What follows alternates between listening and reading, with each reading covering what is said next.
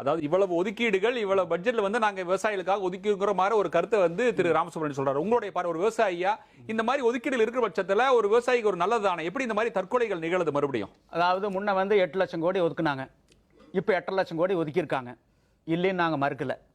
ஆனால் அந்த விவசாய கடன் வாங்குறதுல இருக்கக்கூடிய சிரமங்களை நீங்கள் பார்க்கணும். ஒரு பென்ஸ் கார் வாங்கினா உடனே வந்து 7% வட்டிக்கு வந்து கொடுக்குறாங்க காரு. அந்த ஆர்சி புத்தகம் கொடுக்குறாங்க, கொண்டு போய் வச்சு 10 நிமிஷத்தில் எவ்வளோ பணம் வேணாலும் வாங்கலாம். ஒரு விளைநிலத்தை வச்சிருக்கிறேன், அந்த விளைநிலத்தில் சாகுபடி பண்ணுறக்கு என்ன ஆவணங்கள் கேட்குறாங்க?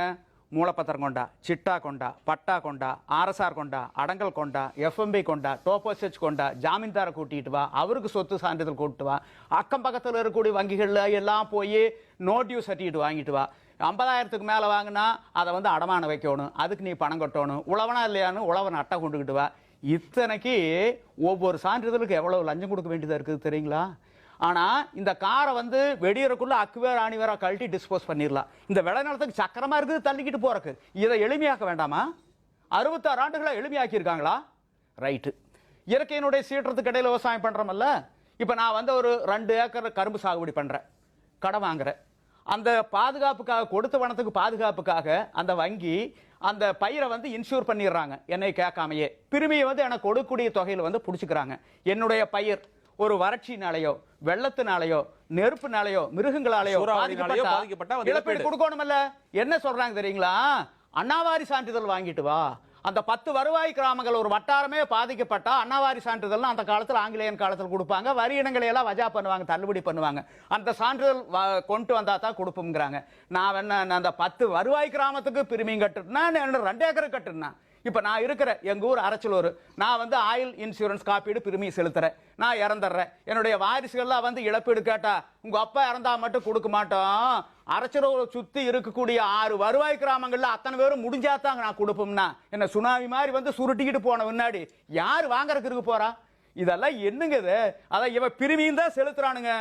இவன் வந்து காப்பீட்டில் வந்து இழப்பீடு வாங்கினதா வரலாறே கிடையாது. இதுதான் உண்மை. ஆக முழுமையுமா இவன் வந்து ஏமாத்தப்பட்டிருக்கிறான். இவனுடைய அறியாமையை வந்து தொடர்ந்து அறுவடை பண்ணிக்கிட்டே இருக்காங்க 66 ஆண்டுகளா. இன்னைக்கு நேத்து அல்ல, இதுதான் உண்மை, யதார்த்தம். 66 ஆண்டுகளா தொடர்ந்து ஒரு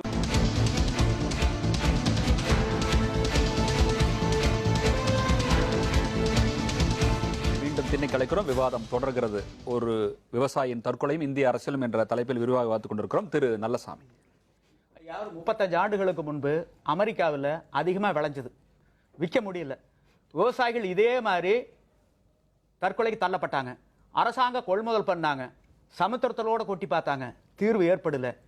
எத்தனால் தயாரிச்சாங்க, வாகன எரிபொருளாக பயன்படுத்தினாங்க, அதில் பிரச்சனை தீர்ந்தது. அதே காலகட்டத்தில் பிரேசிலில் அந்த நாட்டுக்கே நெருக்கடி வந்தது. வாகன எரிபொருளை எத்தனால பயன்படுத்தினாங்க. இன்னைக்கு ஒலிம்பிக் போட்டி நடத்துற அளவுக்கு அவங்க முன்னேறி இருக்காங்க. இப்போ ஐயா சொன்னாங்க உருளைக்கிழங்கு அதிகமாக விளைஞ்சிருக்குதுன்னு. ஏன் எத்தனால மாற்றக்கூடாது? ஏன் மாற்றக்கூடாது?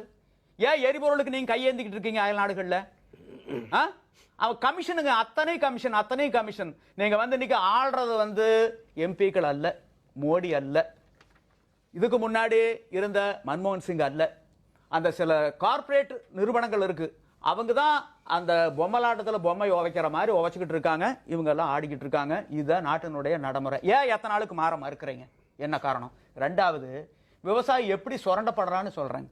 கரும்பு கட்டுப்பாட்டு ஆணைன்னு 1966. அந்த கரும்புல எடுக்கக்கூடிய சர்க்கரைக்கு தான் நீங்க பணம் கொடுக்குறீங்க. ஆனா மொலாசஸுக்கு பணம் கொடுக்கறது இல்லை, சக்கைக்கு பணம் கொடுக்கறது இல்லை, அதுல இருந்து எடுக்கக்கூடிய மின்சாரத்துக்கோ காகிதத்துக்கோ இல்லை.